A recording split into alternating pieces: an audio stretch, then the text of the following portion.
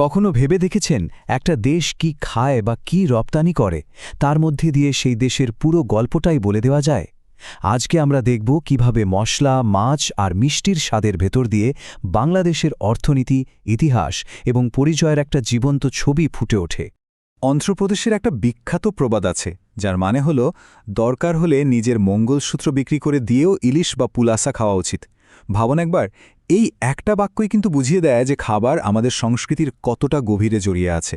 এটা শুধু একটা মাছ না, এটা একটা ঐতিহ্য, একটা আবেগ। তো আমাদের আজকের এই আলোচনায় আমরা ঠিক এটাই করতে যাচ্ছি। কিছু জটিল ডেটা আর ঐতিহাসিক তথ্যকে আমরা একটা সহজ, সুন্দর গল্পে পরিণত করব। আর এই গল্পটা হলো বাংলাদেশের, যে তার খাবারের মাধ্যমে নিজের পরিচয় তুলে ধরে। তাহলে চলুন গল্পটা শুরু করা যাক। আর শুরুটা করব একদম সাম্প্রতিক কিছু অর্থনৈতিক ডেটা দিয়ে। এখান থেকেই আমরা বুঝতে পারব বিশ্বজুড়ে বাংলাদেশের খাবারের চাহিদা ঠিক কেমন আর কিভাবে তা দেশের অর্থনীতিতে প্রভাব ফেলছে। আচ্ছা, বিশ্বজুড়ে খাবারের যে বিশাল বাজার, সেখানে বাংলাদেশ কিন্তু বেশ চমক দেখিয়ে একটা শক্তিশালী প্রতিযোগী হিসেবে উঠে আসছে, যেটা হয়তো অনেকের কাছেই বেশ অবাক করার মতো। চলুন দেখি এই পরিবর্তনটা ঠিক কিভাবে ঘটছে। ধরুন মশলার কথাই যদি বলি, বছরের পর বছর ধরে বিশ্ব মশলার বাজার কয়েকটা দেশের হাতেই ছিল, কিন্তু এখন সেই ছবিতে একটা বড়সড় পরিবর্তন আসছে। আর আমাদের গল্পের প্রথম সূত্রটা এখানেই লুকিয়ে আছে।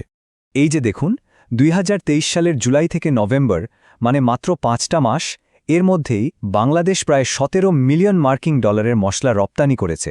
সংখ্যাটা কিন্তু বিশাল, আর এটাই বলে দেয় বিশ্ববাজারের বাংলাদেশি মশলার চাহিদা কত দ্রুত বাড়ছে। এখন এই ব্যাপারটা আরও ইন্টারেস্টিং। মোট যে রপ্তানি তার ঠিক অর্ধেক, মানে 50%ই গেছে একটা মাত্র দেশে, সৌদি আরব। এর থেকেই বোঝা যায় বাংলাদেশ উপসাগরীয় অঞ্চলে একটা বেশ শক্ত বাজার তৈরি করে ফেলেছে। কিন্তু গল্পটা শুধু মশলাতেই আটকে নেই, এর সাথে জড়িয়ে আছে বাংলাদেশের জাতীয় এক সম্পদও। চলুন এবার সেই দিকে একটু নজর ফেরানো যাক। 97% ভাবা যায়, সারা পৃথিবীতে যত ইলিশ পাওয়া যায় তার প্রায় পুরোটাই আসে বাংলাদেশ থেকে। এই একটা সংখ্যাই কিন্তু বলে দেয় যে এই ক্ষেত্রে বাংলাদেশের আধিপত্যটা ঠিক কতটা। আর এই ছবিটা দেখুন, বিষয়টা একদম পরিষ্কার হয়ে যাবে। এই যে লম্বা বারটা, এটা হলো বাংলাদেশের ইলিশ উৎপাদন, আর এর পাশে মিয়ানমার আর ভারত। দেখুন কি বিশাল পার্থক্য। এই ছবিটাই বুঝিয়ে দিচ্ছে ব্যবধানটা কতটা বড়, আর দেশের মৎস্যশিল্প কতটা গুরুত্বপূর্ণ। তো আমরা অর্থনীতি দেখলাম, চলুন এবার একটু টাইম ট্রাভেল করা যাক। ইতিহাসের এমন একটা অধ্যায়ে যাই যা এই অঞ্চলের মিষ্টি জগৎটাকে চিরদিনের জন্য বদলে দিয়েছিল। এই ঐতিহাসিক গল্পের হিরো হচ্ছে ছানা। এখন প্রশ্ন হলো, ছানা জিনিসটা ঠিক কি?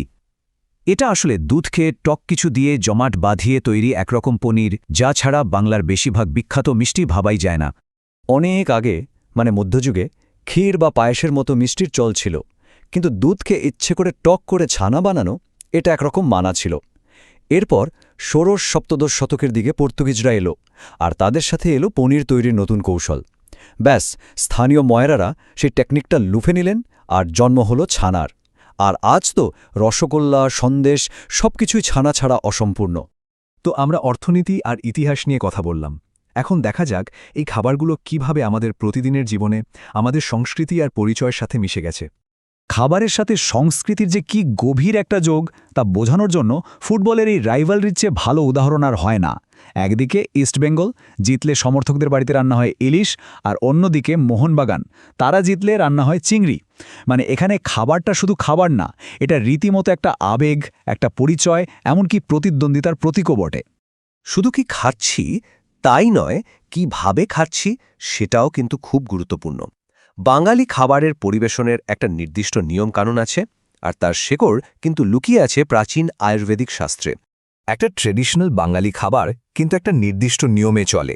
শুরুতেই আসে তেতো, যা জিভের স্বাদটা পরিষ্কার করে দেয়। তারপর শাক, ডাল, এরপর আসে আসল পর্ব, মাছ বা মাংস। আর শেষটা হয় টক বা অম্বল আর মিষ্টি কিছু দিয়ে, যেমন পায়েস। পুরো ব্যাপারটা কিন্তু খুব সায়েন্টিফিক, যা হজমেও সাহায্য করে, আবার খাবারের স্বাদও বাড়িয়ে তোলে। আমলে এত সব আলোচনার পর আমরা কোথায় এসে দাঁড়ালাম? মশলা, মাছ, মিষ্টি, এই সব কিছুর গল্প আমাদের ঠিক কি বলতে চায়?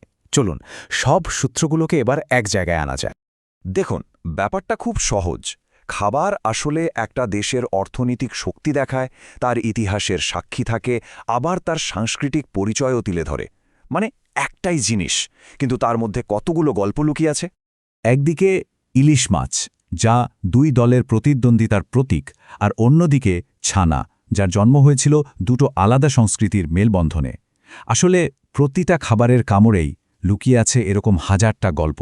প্রতিটি স্বাদই যেন বাংলাদেশের ইতিহাসের একটা পাতা খুলে দেয়। এবার তাহলে ভাবার পালা, যদি খাবারই কোনো জাতির গল্প বলে, তাহলে আমাদের পাতে যে খাবারটা সাজানো আছে সেটা কোন গল্প বলছে? প্রিয় কোনো খাবার কি কোনো বিশেষ স্মৃতি বা পারিবারিক ঐতিহ্যের কথা মনে করিয়ে দেয়?